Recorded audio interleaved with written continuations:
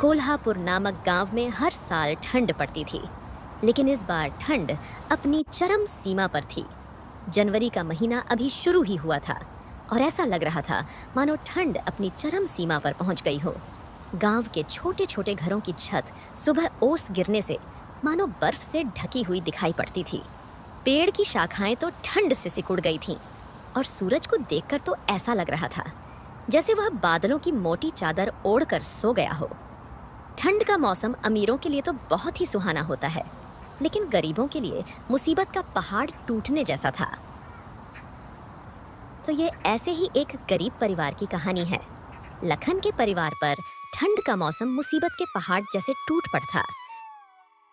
हे भगवान, इतनी ठंड क्यों पड़ा रहे हो? इतनी ठंड में तो घर से निकलना भी बहुत मुश्किल हो गया है।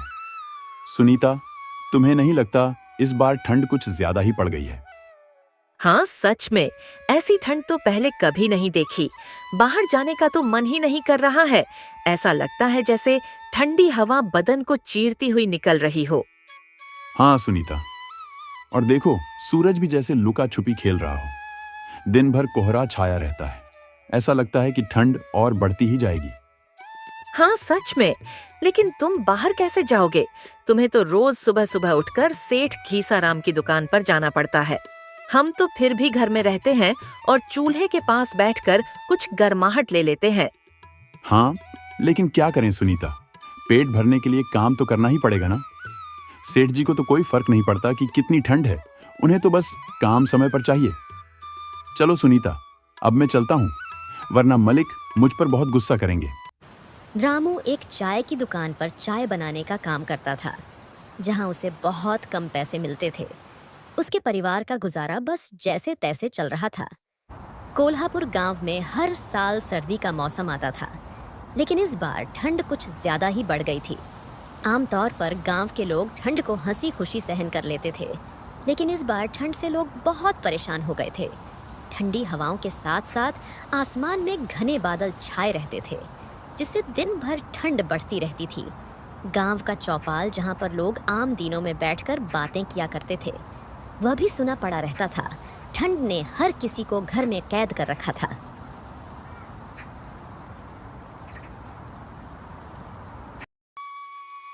रानी के पापा, आज घर पर बहुत ही कम आटा बचा था, जिससे बस 2 रोटी बन पाई है। मैंने 1 रोटी रानी के लिए रख दी है और 1 रोटी आपके लिए टिफिन में बांध दी है। आप समय से रोटी खा लेना।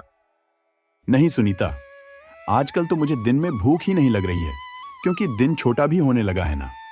इसलिए मैं तो दिन में चाय पीकर ही काम चला लेता हूँ। और वैसे भी आज मालिक सैलरी देंगे, तो मैं शाम को आते वक्त पूरा राशन लेते हुए आऊंगा। तुम दोनों रोटी घर पर ही रख लो, एक रानी को खिला देना और एक तुम खा लेना। सुनीता को पता था कि सिर्फ 1 कप चाय पीने से पेट नहीं भर सकता है, लेकिन बेचारी वह भी तो हालातों के आगे बहुत मजबूर थी। रामू घर से बाहर जाने के लिए निकलता है, लेकिन बाहर तो बहुत ठंड पड़ रही थी। आसमान से बर्फ के बड़े बड़े टुकड़े गिर रहे थे। रामू के पास एक भी गर्म कपड़ा नहीं था जिससे वह ठंड से बच पाता। वह बेचारा उसके कपड़ों में ठंड के मारे कपकपा रहा था। हे भगवान, बाहर तो बहुत ही ठंड पड़ रही है। इतनी ठंड में तो मेरी घर से निकलने की हिम्मत ही नहीं हो रही, लेकिन मेरे पास कुछ रास्ता भी तो नहीं है। घर से तो निकलना ही पड़ेगा।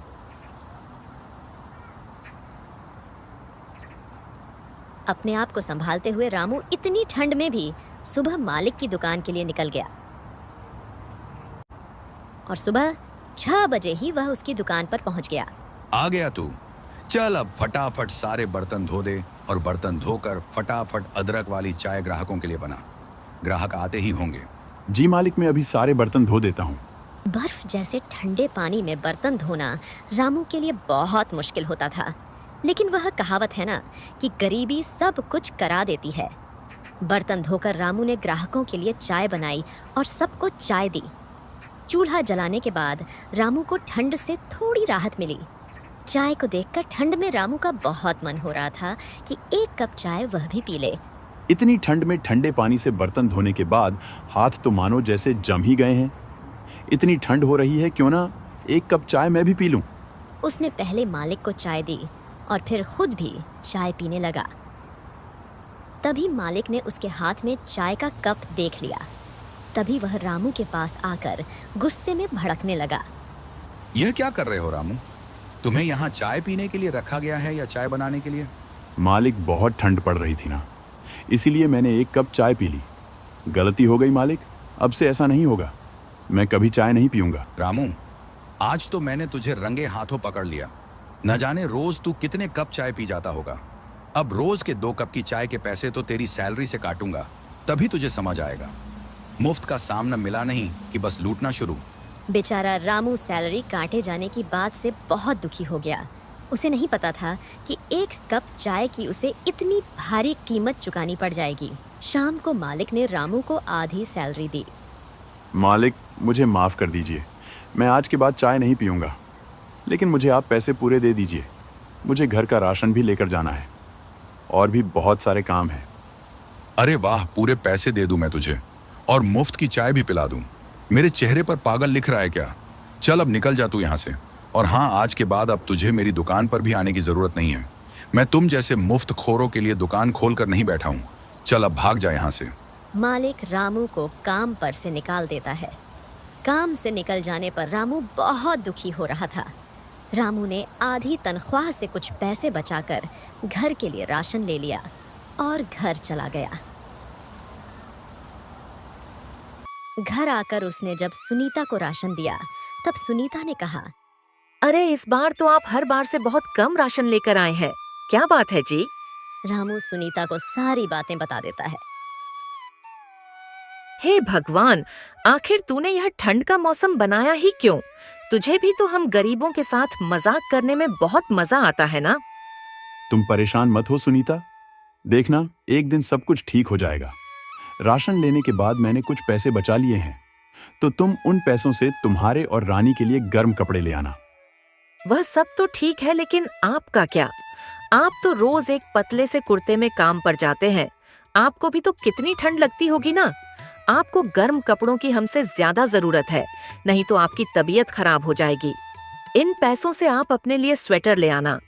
रानी के पास तो एक पुराने स्वेटर है, उससे उसका काम चल जाएगा। और मैं तो ज्यादा समय चूल्हे के पास होती हूँ ना, इसलिए मुझे ठंड भी कम लगती है। अगले ही दिन रामू नौकरी की तलाश में सुबह सुबह ही घर से निकल रहा था। चलो सुनीता, अब मैं कुछ काम देखने चले जाता हूँ। देखता हूँ कुछ काम मिल जाए तो। वैसे भी खाली बैठने से हमारा घर नहीं चल पाएगा। जी ठीक है, ध्यान से जाना और रात होने से पहले घर आ जाना, क्योंकि रात में ठंड बहुत बढ़ जाती है।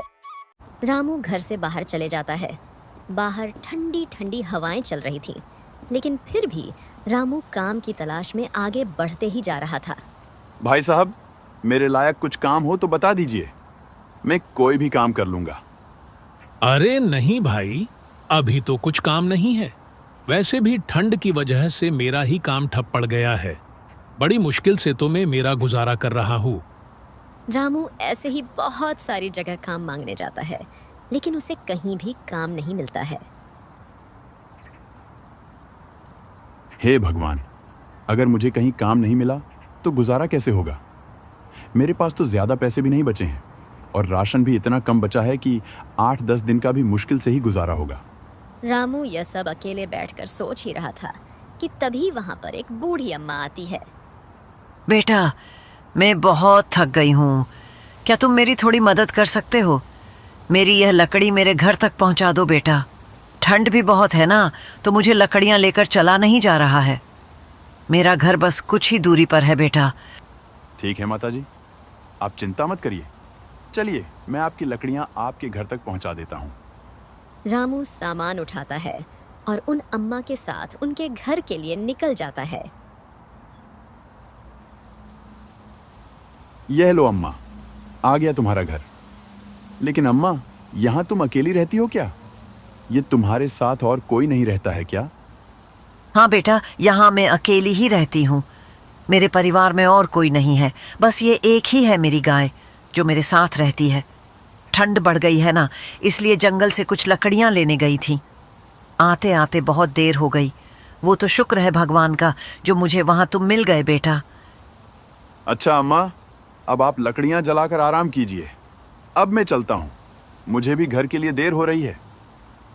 ठीक है बेटा, पर मैं चाहती हूँ कि तुम मेरी गाय लक्ष्मी को भी अपने साथ ले जाओ, क्योंकि अब तो मैं बहुत बूढ़ी हो चुकी हूँ ना, इसलिए मैं लक्ष्मी का अच्छे से ख्याल भी नहीं रख पाती हूँ। मैं चाहती हूँ कि तुम मेरी लक्ष्मी का ख्याल रखो। ठीक है अम्मा, आप इतना बोल रही है तो आज से मैं आपकी लक्ष्मी का अच्छे से ख्याल रखूंगा। इतना कहकर रामू लक्ष्मी को लेकर घर आ जाता है। जब सुनीता ने रामू को गाय के साथ देखा तब वह बोली, अरे यह किसकी गाय लेकर आ गए आप? रामू अम्मा की सारी बातें सुनीता को बता देता है। बस इसी तरह उन अम्मा ने लक्ष्मी को मुझे दे दिया ख्याल रखने के लिए। अच्छा जी, अब हम इसका बहुत अच्छे से ध्यान रखेंगे, बिल्कुल अपने बच्चों की तरह। सुनीता, मैं सोच रहा हूँ कि लक्ष्मी के लिए जंगल से कुछ घास ले आऊं, क्योंकि अगर रात में लक्ष्मी को भूख लगी तो उसे खिलाने के लिए हमारे पास कुछ भी नहीं है। हाँ जी, आप लक्ष्मी के लिए कुछ खाने को ले आइए। रामू जंगल के लिए निकल जाता है और शाम को लक्ष्मी के लिए ढेर सारा चारा लेकर घर आता है और लक्ष्मी को खिला देता है। कुछ देर बाद लक्ष्मी ढेर सारा दूध देती है। देखो सुनीता, लक्ष्मी ने बहुत सारा दूध दिया है। इतना सारा दूध तो हम पी ही नहीं पाएंगे। लाइए मैं कुछ दूध की चाय बना देती हूँ। आज हम सब एक साथ बैठकर चाय पियेंगे। आज हम सब ऐसा करेंगे कि एक एक ग्लास गर्म दूध पीकर सो जाएंगे, क्योंकि हमारे पास राशन कुछ भी नहीं बचा है। इस तरह रामू का परिवार उस दिन गर्म दूध पीकर सो जाता है। अगले दिन सुबह जी, मैं क्या सोच रही हूँ कि हमारे पास काफी सारा दूध हो गया है, तो क्यों ना आप दूध से चाय का काम खोल लें। अभी वैसे भी ठंड का मौसम है, तो आपकी चाय भी काफी अच्छी बिकेगी। हाँ, तुम सही कह रही हो सुनीता। मुझे चाय का स्टॉल लगा लेना चाहिए, लेकिन अभी तो हमारे पास चाय के स्टॉल लगाने जितने भी पैसे नहीं हैं। चाय का स्टॉल लगाने में तो बहुत सारा सामान लगेगा और उसके लिए पैसों की जरूरत तो पड़ेगी ही। जी, आप एक काम कीजिए, अभी मास्टर जी से कुछ पैसे उधार ले लीजिए। जैसे ही हमारा काम चलने लगेगा, हम उनके सारे पैसे वापस लौटा देंगे। हाँ, यह तो तुम सही कह रही हो सुनीता। मैं आज ही जाकर मास्टर जी से कुछ उधार की बात करके आता हूँ। मास्टर जी, मुझे कुछ पैसे उधार चाहिए थे। वह क्या है ना, मैंने ठंड में चाय का स्टॉल लगाने का सोचा है। बस उसी के लिए कुछ पैसे चाहिए थे। आप मेरी मदद कर दीजिए। जैसे ही मेरा काम चलने लगेगा, मैं आपको आपके सारे पैसे लौटा दूंगा। ठीक है रामू, तुम एक बहुत अच्छे इंसान हो, इसलिए मैं तुम्हें बिना कुछ गिरवी रखे पैसे दे देता हूँ। लेकिन तुम याद से मेरे पैसे मुझे समय पर वापस लौटा देना। ठीक है मास्टर जी, मैं आपके पैसे समय से लौटा दूंगा। आप मुझ पर विश्वास रखिए, मैं आपका विश्वास बिल्कुल नहीं तोड़ूंगा। मास्टर जी रामू को पैसे दे देते हैं। पैसे लेकर रामू एक चाय की स्टॉल खोल लेता है। लक्ष्मी के दूध से चाय बहुत ही स्वादिष्ट बन रही थी।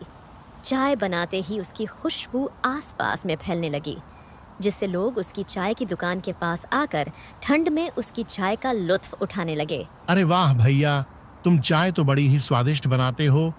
क्या कड़क चाय बनाई है तुमने, तो मेरा दिल ही जीत लिया। अब से रोज मैं तुम्हारी ही दुकान पर आकर चाय पिया करूंगा। इस तरह उसका चाय का व्यापार काफी अच्छा चलने लगा था। लेकिन उसी से कुछ दूरी पर उसके सेठ की चाय की दुकान थी। सेठ को जैसे ही पता चलता है कि रामू ने अपना चाय का स्टॉल खोल लिया है, वह मन ही मन रामू से बहुत जलने लगा था। अब रामू की चाय की बिक्री काफी अच्छे से होने लगी थी। रामू की चाय में इतना स्वाद होता था कि अब सेठ के ग्राहक भी रामू की दुकान पर आकर ठंड में चाय का मजा उठाते थे, जिससे सेठ की कमाई कम होने लगी थी। ये रामू तो बड़ा ही चालाक है। इसको मैंने काम पर से क्या निकाला, ये तो मुझे ही टक्कर देने को खड़ा हो गया।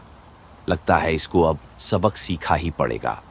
सेठ अब रामू से बहुत ज्यादा जलने लगा था और अब वह उसका स्टॉल वहां से हटाने का उपाय सोचने लगा था। सेठ कुछ गुंडों को जानता था। उसने गुंडों को पैसे का लालच देकर रामू को परेशान करने के लिए कहा। सारे गुंडे शाम को रामू की स्टॉल के पास पहुंच गए। क्या बात है साहब, आपको चाय पीनी है क्या? चाय नहीं पीनी है, हमें पैसा चाहिए, पैसा।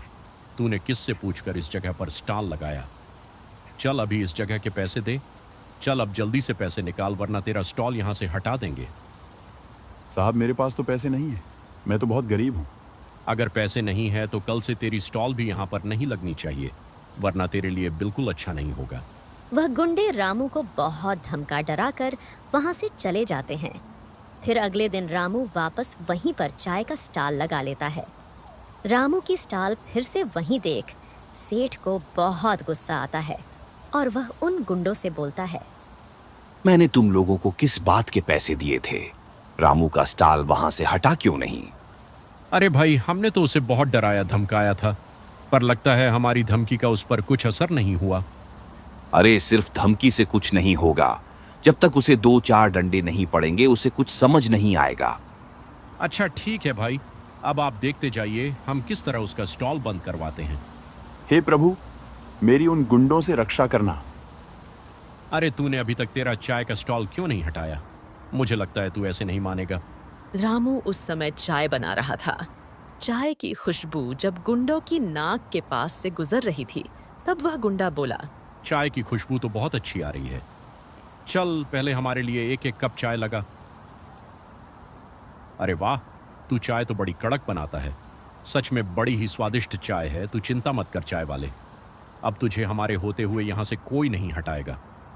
गुंडे जैसे ही रामू की चाय पीते हैं, वह गुंडे डंडा लेकर सेठ के पास पहुंच जाते हैं और सेठ की ही पिटाई कर देते हैं। ये ले अपने पैसे, और आगे से उस चाय वाले को परेशान किया तो हमसे बुरा कोई नहीं होगा, समझा तू? गुंडे सेठ को ही धमकी देकर वहां से चले जाते हैं। गुंडों की धमकी से डरकर सेठ ने अब रामू को परेशान करना बंद कर दिया था। रामू अब आराम से चाय की स्टॉल लगता है और कड़कती ठंड में लोगों को गर्मा गर्म चाय पिलाता है।